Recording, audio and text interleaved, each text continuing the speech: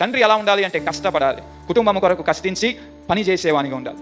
ఒక తండ్రి ఉదయాన్నే తన కుమార్తెను చక్కగా రెడీ చేస్తున్నాడు, మంచిగా యూనిఫామ్ వేశాడు, తండ్రి పిల్లకు జడలు వేశాడు, బెల్ట్ పెట్టాడు, స్కూల్ బ్యాగ్ ఇచ్చాడు, అందంగా రెడీ చేశాడు.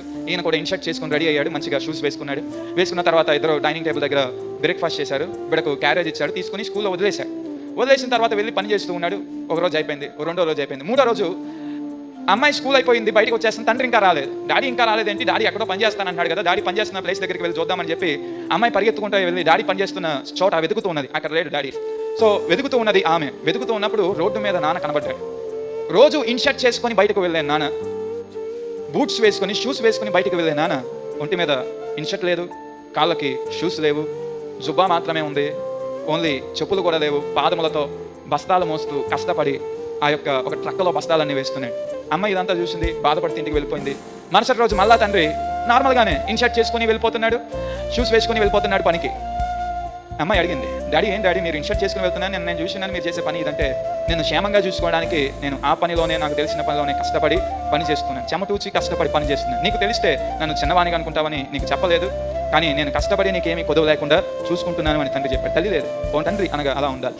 బిడ్డల కొరకు కష్టపడి, కుటుంబం కొరకు కష్టపడి పనిచేసే వారిగా ఉండాలి. నేడు పరిస్థితులు మార్చబడ్డాయి.